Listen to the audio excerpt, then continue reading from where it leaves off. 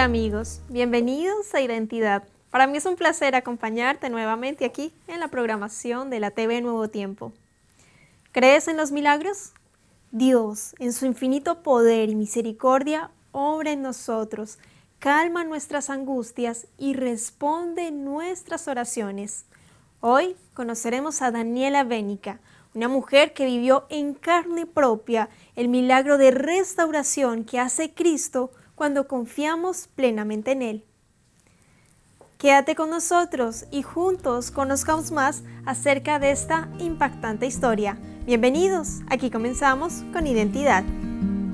Daniela Bénica tiene 42 años, es docente, nació en el Rosario, Argentina, es la tercera de 4 hermanos. Está casada desde hace 13 años con el pastor José Santos Reyes. A los 26 años fue diagnosticada con leucemia mieloide crónica. Hoy Daniela nos relata cómo Dios manifestó su poder en medio de lo imposible. Quédate en Identidad.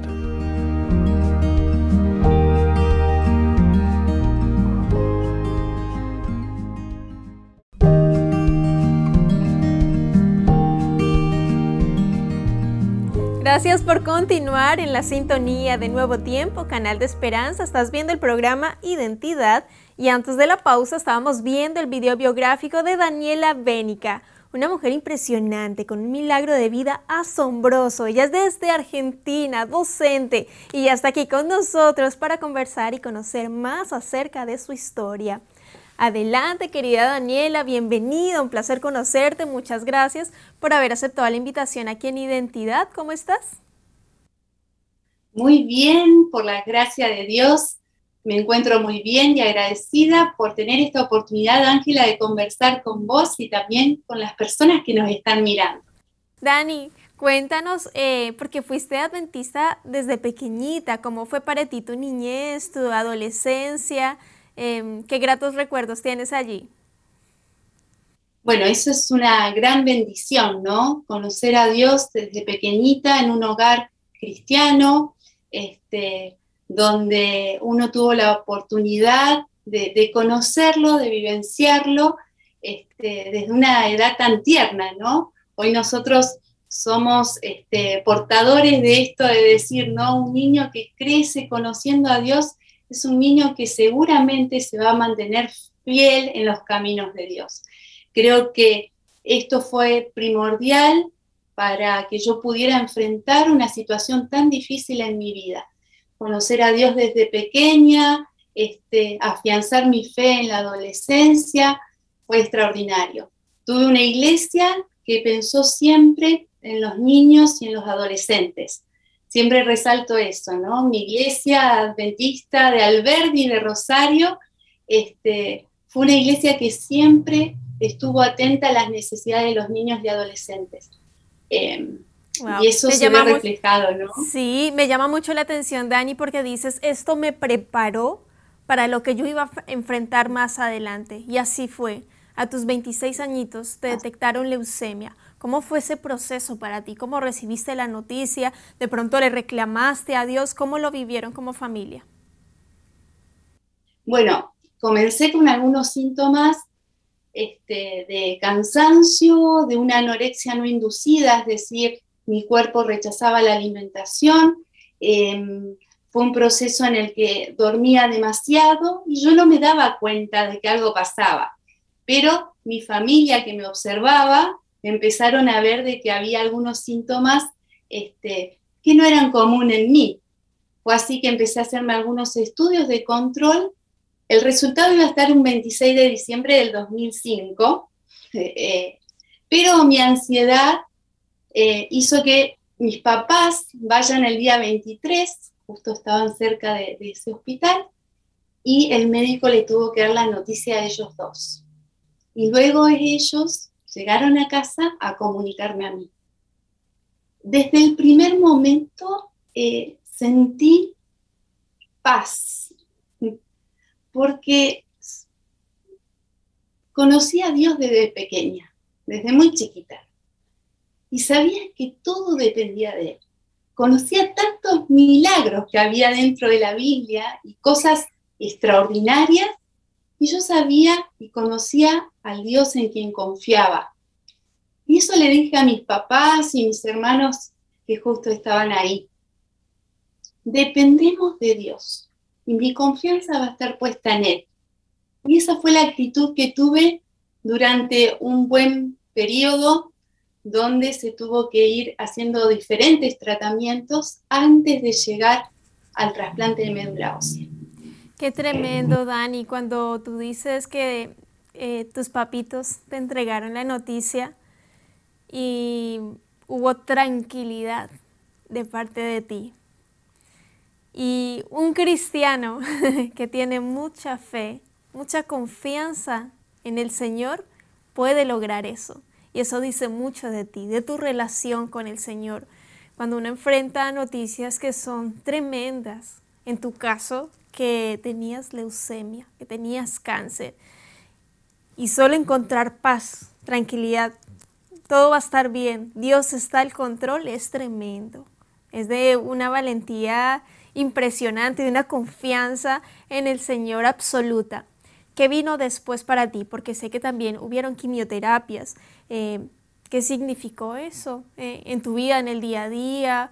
No sé, en ese momento, ¿qué estabas haciendo? Si trabajando, estudiando, Dani, ¿cómo enfrentaste ya el proceso que sigue de la leucemia hasta llegar a, bueno, al trasplante de la médula ósea? Mira, tuve una entrevista con el director médico de un centro de trasplante de mi ciudad, donde tuve una conversación de 1 hora con él, y al terminar esa conversación, que él buscaba que yo decida hacerme el trasplante, que acceda a eso, él me dice: Daniela, por favor, antes de terminar esta reunión, ¿me podrías decir quién es tu psicóloga? Sí. Y yo le digo que no, nunca había ido a un tratamiento psicológico. Y él me decía: pero no puede ser, venís muy segura, entendiste que solamente la única solución que tenés para tu enfermedad es un trasplante, tu familia está afuera acompañándote. Eran cosas que a él lo asombraba. Y le digo: no, creo en Dios. Y él tira todo hacia atrás y sonríe y me dice: qué alegría que atiendo a una cristiana, porque sé que Dios va a hacer el 70% y el 30% me resta a mí. Me encantó eso, ¿no? Porque muchas veces consideramos que mucho nos queda a nosotros hacer, tenemos que hacer nosotros, y lo que no podemos lo va a hacer Dios. Y acá él me lo presentó de una manera que también Dios me educó. A ver, Dios hace y nos deja un poquito para que nosotros podamos hacer y formar parte del milagro. Fue así que comencé un tratamiento primero por medicación, por boca, una medicación muy fuerte que hacía que la enfermedad vaya un poco más lento y de tiempo para encontrar el donante y para preparar todos los papeles, porque en realidad hay mucha burocracia en esto, los papeles para realizar el trasplante. Las quimioterapias no se hacían antes, sino cuando uno entra al trasplante.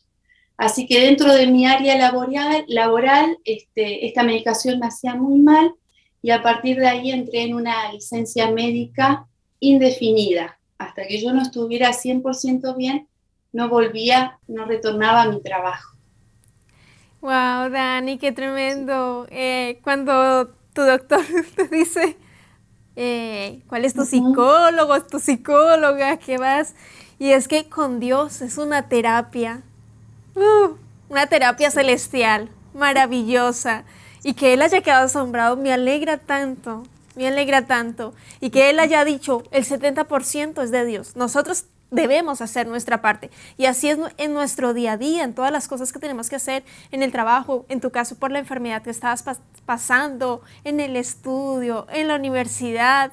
Dios hace su parte en lo absoluto, si se lo permitimos, pero también nosotros tenemos que hacer las cosas, no tranquilitos y bueno, como Dios va a resolverlo, Dios va a hacer y ya, y yo me quedo cruzado de brazos. Y no, Dios desea que también pongamos de nuestra parte. Él puede hacer todo, Él puede hacer grandes milagros en nuestra vida, pero también quiere que nosotros hagamos de nuestra parte. Y Dani, en tu caso, tú hiciste una gran parte de fe de manifestación de confianza también en el Señor, en el Todopoderoso, en el Padre Celestial que te miraba y te cuidaba, y tú con esa fe en lo absoluto. Y bueno, después se viene ese proceso que tú dices, con ya estar en licencia, empezar ya con las quimioterapias, los medicamentos también. Me imagino que ese proceso, no sé si fue doloroso, no sé si, pero yo veo en ti una tranquilidad que me cuentas es que tenía cáncer, pero una tranquilidad, la transmites así en lo absoluto. Yo creo que también conmovida por lo que Dios estaba haciendo, y ahí el segundo proceso en tu vida fue buscar al donante, a la espera del donante. ¿Cómo fue eso para ti? ¿Cuál fue el siguiente milagro que Dios hizo en tu vida? Bueno, para lo que es trasplante de médula ósea, lo importante es tener un donante, y lo mejor es que sea un hermano. Nosotros somos 4 hermanos, y mi hermano Diego, Flavia y Mariana, ellos oraban de manera individual para ser ellos, ¿no? Y bueno, ganó una. Ella dice, Flavia, que ella oró más, por eso Dios la eligió a ella. Esas situaciones, ¿no? Mi hermana era 99% compatible conmigo, y ese es un gran milagro. Quienes pasaron por una situación similar saben de que ese es un milagro del Señor. Y ahí entramos al trasplante. El trasplante comenzó en marzo, y tuve 6 días de quimioterapia seguidos, ¿no? Los 6 días de quimioterapia. Los primeros 4 días consumí 144 pastillas por día. Ese fue un gran desafío. Los últimos 2 días fueron de quimioterapias por vía venosa.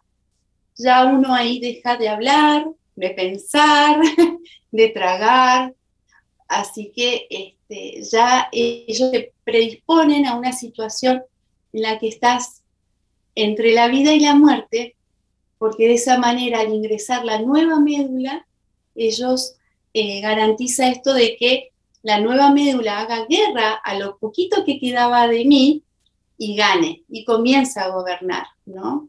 Estuve durante 10 días con 100 glóbulos blancos, donde cualquier situación de virus, bacteria, lo que sea que ingrese, podía determinar, ¿no es cierto?, mi muerte. Y en esos 10 días oramos mucho al Señor, porque tuve los primeros 6 días de quimio, un día de reposo, el 7º de reposo, y en el 8º día hicieron el trasplante. Luego de eso pasaron 10 días donde mi situación era muy incierta, esperando, ¿no es cierto?, que ocurra algo que demuestre que la médula ósea de mi hermana había comenzado a gobernar en mi cuerpo, ¿no? Pero eso no sucedió tan así, ¿no? Al 10º día del trasplante, que era el día de mi cumpleaños, mi mamá empezó a detectar unos puntitos que aparecían en mi piel, dio aviso, y en cuestión de muy poquito tiempo, mi cuerpo sufrió lo que se llama el rechazo de injerto contra huésped. Es decir, mi médula ósea, lo poquito que quedaba, hizo guerra contra la médula de mi hermana, rechazándola, ¿no? En ese proceso, cuento más o menos mi situación. Tenía agua desde la cabeza hasta los pies, en pulmones, en cerebro, todo mi cuerpo era agua. Mi corazón bombeaba lo que podía, como podía. También estaba esta situación de que mi piel se transformó en color uva. No recuerdo bien cuál era el síndrome que tenía. Mi cuerpo se empezaba a agrietar la piel y salía agua, así que me envolvían en toallas. Y ese día, bueno, los médicos hablaron con mi familia, ¿no? Mi mamá se internó conmigo esos 43 días, y la otra persona que podía entrar unas 4 o 5 horas por día era José. Y los médicos, bueno, citaron a toda mi familia en un lugar y le comunicaron de que dentro de lo que es trasplante de médula ósea se tiene todo estudiado, ¿sí? Todo lo posiblemente estudiado, según los casos y cómo iban surgiendo, ¿no? A nivel mundial. Y en ese cuadradito de posibilidades yo me encontraba muy lejos, ¿no? Entonces se presentó en mí una situación que no había rastro que se haya dado en otra situación. Entonces ellos veían que mi corazón ya había comenzado a latir muy lento, necesité oxígeno, y fue una situación compleja porque se les comunicó a ellos de que ya no había nada más para hacer. Sé que habían pasado mucha medicación de diferentes formas, pero nada resultaba. Me hacían estudios, tomografías y todo mostraba que estaba muy complicado. Y fue así que le dijeron que al atardecer mi cuerpo se iba a apagar. Wow, qué duro, Dani. Con la familia ahí, teniendo la confianza también. Pero también hay momentos en que Dios permite cualquier cosa para fortalecer nuestra fe. Y Dios hizo un último milagro, porque estás hoy viva, contándonos tu historia en identidad. ¿Cuál fue el desenlace de tu historia para terminar el programa? Luego de eso, del comunicado hacia mis papás, yo estaba ya en una situación que no me movía, no podía girar mi cuerpo. Me sientan en la cama, viene un médico que es un médico muy estricto y me mira a los ojos, mis ojos eran amarillo flúor, se movían constantemente, me pide que los focalice, me dice que yo estoy sola en un barquito en medio de la tormenta, que tengo que remar y remar hacia la orilla. En ese momento, él me dice que tengo que decirle a mi cabeza que produzca glóbulos blancos. En esa instancia, yo muevo mi cabeza diciendo que no, con lo poquito que tenía de fuerza. Mi mamá se acerca y me dice, ¿por qué no? ¿Por qué no un poquito más? Un esfuerzo más. Y yo balbuceando, porque ya casi no hablaba hacía tiempo, le digo, no voy sola, Jesús va conmigo. La imagen que Dios puso en mi mente tiene que ver con esta que hablábamos de la infancia. Una imagen de franelógrafo que usábamos en la iglesia, en la salita de cuna, infantes, donde Jesús va en una barca sentado y yo lo veo remar. Y yo estoy en la otra esquinita de la barca. Había tormenta, era un océano, todo lo que me dijo el doctor. Pero Jesús me sonreía y remaba.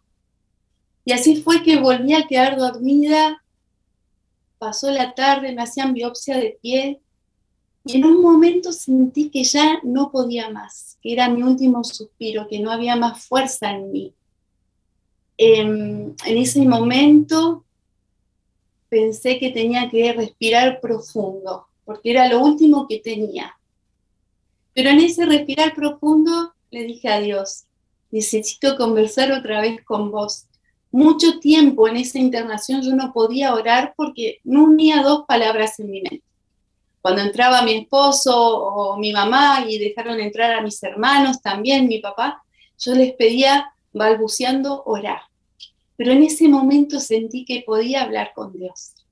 Le dije, Señor, entendí tu voluntad y la acepto. Yo sentí que ya hasta ahí llegaba. Le di gracias a Dios por esos ya había llegado a los 28 años, ese día cumplía 28 años, y le di gracias por esos 28 años. Y también le pedí, en esto de que me puse a pensar en mi novio, en mis papás, en mis hermanos, para que ellos pudieran sentir esto que yo sentía, el gozo de saber que cerraba mis ojos y cuando los volví a abrir, iba a ver a Jesús regresar. Y con eso estaba plena, segura, tranquila. pero pensaba en ellos, ¿no? Que tuvieran esa convicción, esa tranquilidad, de saber que descansaban en el Señor. Y en ese momento, Dios me dice, creo que a mí me encanta pensar en la forma como Dios nos educa, como Dios nos enseña. Él me dice, Daniela, no es tu voluntad, sino la mía. Para mí eso fue importante, porque me enseñaba mucho. Yo era de las personas quizás donde tenía una responsabilidad y sentía que todo dependía de mí. Quizás muchas veces dejaba a Dios, ¿no es cierto?, cuando algo no podía. Pero esto, ¿no es cierto?, daba vuelta a la situación. Y aparte de eso, Dios me dice, mi voluntad es en respuesta a la oración de ella. Y yo logro abrir mis ojos, que ya no abría ojos, no movía mi cabeza, siento que alguien gira mi cabeza y veo a mi mamá al lado orando. Y ella, que escucha mi respiración, después me cuenta, y cuando ella escucha esa respiración tan profunda, se acerca a mí y me dice, tranquila, Dios está con nosotras, ten calma. Y yo moría por contarle lo que Dios me había dicho, ¿no? Pero no podía, no lograba hablar. Y fue así que descansé, sentí paz, tranquilidad. Y Dios respondió esa oración. En ese momento dormí y al otro día desperté con la abertura de la puerta de este médico que me había visto en esa reunión inicial, que él estaba confiado en que solo le quedaba hacer un 30% del trasplante. Y él abre la puerta y dice, no sabemos qué pasó, pero esto explotó, esto funcionó. Y fue así que de 100 glóbulos blancos pasé a 500, al otro día a 1.600, a 2.700 y a 5.000 y algo, y todo empezó a ser positivo, ¿no?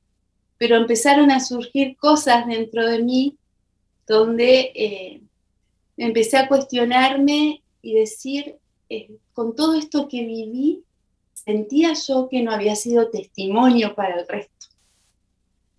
Yo decía, ¿cómo pasar por algo así y no poder hablar? No poder decirles que confiaba en Dios.